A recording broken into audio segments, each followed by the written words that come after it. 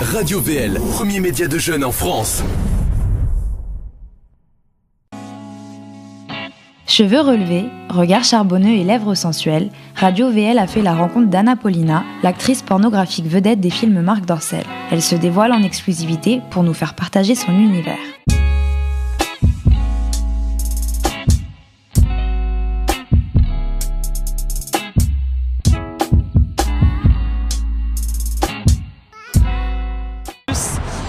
Je trouvais ça intéressant, un milieu où les femmes sont mieux payées que les hommes, un milieu où les femmes sont un peu les reines du jeu quelque part.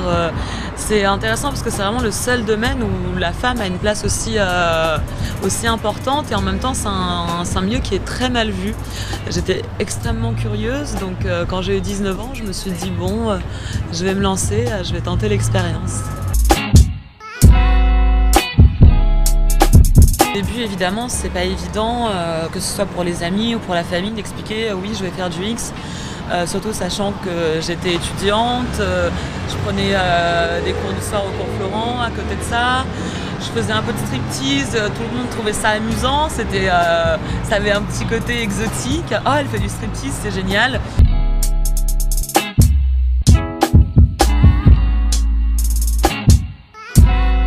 Alors, premièrement, effectivement, les données ont changé avec Internet, ce qui est très très dommage parce que avant, il y avait une démarche.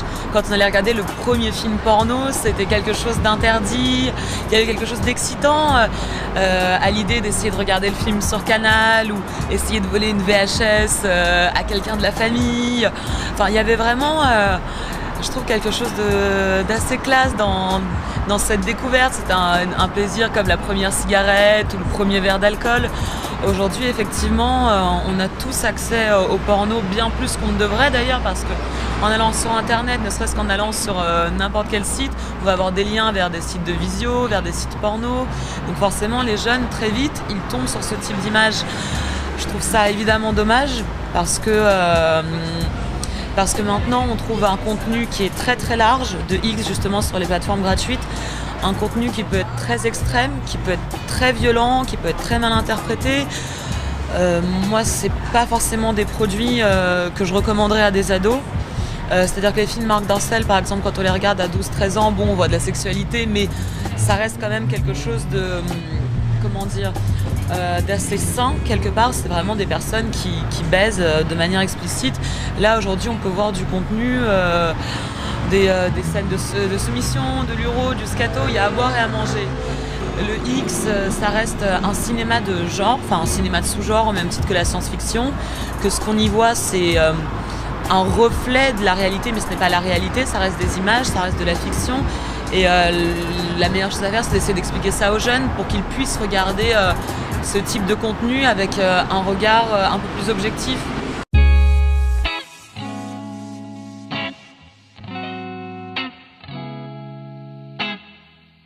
Lorsque je sors de mon cercle d'amis, les femmes peuvent avoir un regard un peu méchant quelquefois. Elles vont juger... Elles vont avoir des avis sur la chirurgie esthétique, parce que j'ai retouché ma poitrine, je le remets absolument pas en cause, j'en suis ravie, c'était le meilleur investissement de ma vie. Je trouve que c'est une très bonne chose de pouvoir avoir accès à ces choses-là, ça nous permet de se sentir mieux, ça nous permet d'être plus heureux, d'être plus épanouis, pourquoi pas. Malheureusement, on est dans une espèce de dictature du naturel, de dictature de la fille bien, entre guillemets, et effectivement, ça colle pas trop avec ce type de nana. Avec les garçons, en revanche, généralement ça va, une fois qu'on apprend à me connaître, on réalise que je suis plutôt sympa et on passe au-dessus de l'image de l'actrice porno.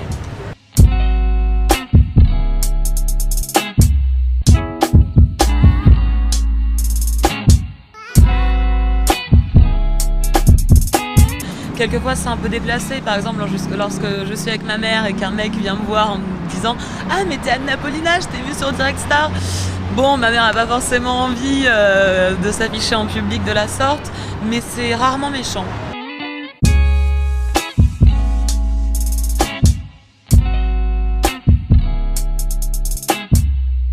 Alors pour être honnête, là, à l'heure actuelle j'ai 24 ans, ce qui m'intéresse c'est de continuer dans le milieu du X, continuer les shows, réaliser mon premier film. C'est mon métier, c'est toute ma vie et j'adore vraiment mon métier. Donc pour le moment, je ne me projette pas encore en tant que mère. Après, c'est vrai que par exemple, j'ai pas mal de copines aux États-Unis, enfin de copines de connaissances, de consoeurs plutôt, de collègues, qui ont des vies de maman et ça ne pose aucun problème. En France, c'est vrai que c'est un peu plus compliqué au niveau des mentalités. Mais je pense que si un jour j'ai envie d'être maman, je m'en empêcherai pas. L'important, c'est que l'enfant soit bien éduqué. C'est de lui apprendre que oui, peut-être que ce sera un petit peu difficile. Effectivement, on n'échappe pas à la raillerie. Mais je pense que le plus important pour l'enfant, c'est que lui se sente bien dans un bon cadre. Et ensuite, à partir du moment où il comprend la démarche de sa mère ou de son père, je pense qu'il est tout à fait capable de bien le vivre.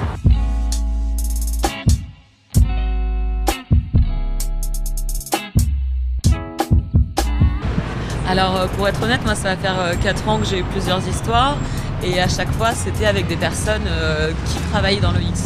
Parce que pour moi déjà c'est très important d'avoir un homme qui comprend ce que c'est qu'être actrice X parce que ça fait tellement partie de ma vie et tellement partie de moi que ça facilite beaucoup les choses. Donc en ce moment je suis effectivement en couple donc, avec l'un de mes collègues et ça se passe super bien parce qu'on se comprend au niveau du travail.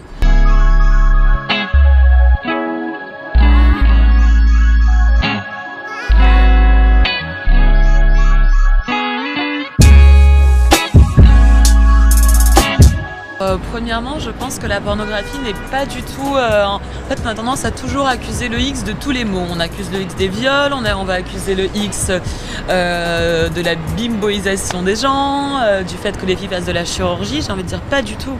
Le porno, surtout quand on regarde aujourd'hui, même dans les plus grandes productions américaines, il y a de tout. Il y a un réel retour au naturel. Aujourd'hui, les boîtes de prod préfèrent une fille qui a des petits seins à une fille siliconée. La Barbie blonde type Pamela Anderson, ça fait des années que ça ne marche pas en Europe surtout. Donc justement quand on regarde du X, il y a de tout. Il y a des femmes rondes, il y a des femmes minces. Moi j'ai rarement vu un milieu où même dans le X mainstream, on peut voir des filles très minces, des filles beaucoup plus rondes, des filles de toutes les origines.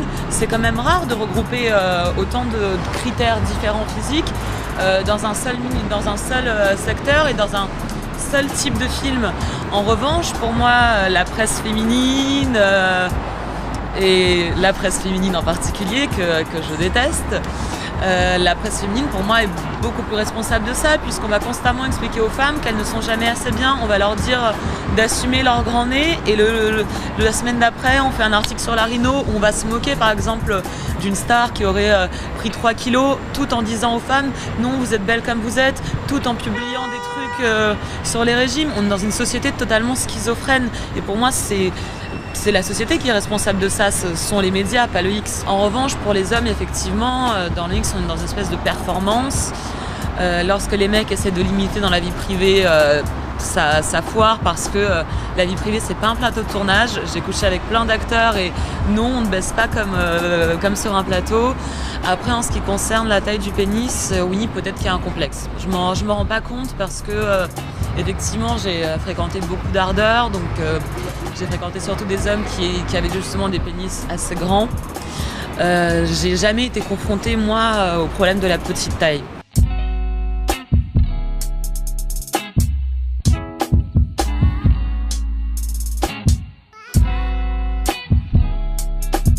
On est toutes différentes, c'est-à-dire que certaines filles, et on le voit très vite, certaines filles viennent sur un plateau et elles vivent leur scène parce qu'elles kiffent leur scène, parce qu'elles aiment ça, parce qu'elles sont exhibes et qu'elles prennent du plaisir. D'autres filles, c'est des machines de guerre, elles viennent, elles simulent mieux que personne, mais elles sont là vraiment pour le boulot. Moi, ça dépend vraiment des fois, c'est-à-dire qu'au tout début, évidemment, je ne savais pas me positionner, je faisais pas attention à la caméra, j'étais vraiment axée sur une espèce de découverte de sexualité, je me laissais un peu diriger par le réalisateur, mais j'étais vraiment dans une espèce de quête de plaisir, je prenais tout ce qu'on me donnait en termes de sensations, et c'était quelque chose de très naturel.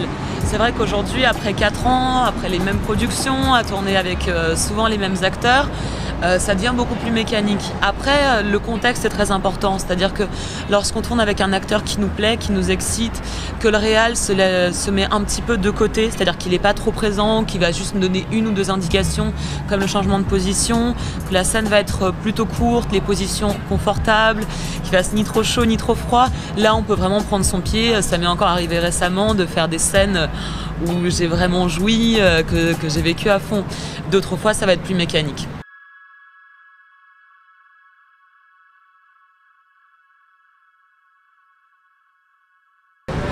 Alors un missionnaire dans un lit, c'est génial. J'adore le missionnaire, moi. Ah oui, vraiment, mais je trouve ça formidable. C'est une position où on peut regarder son partenaire. Je trouve ça agréable puisqu'on peut se toucher en même temps. C'est une position qui est géniale. Et c'est la position la plus simple, mais vraiment, moi, je suis une grande fan du missionnaire. Je trouve que j'aime les classiques. C'est comme le rouge à lèvres rouges, ça marche à tous les coups.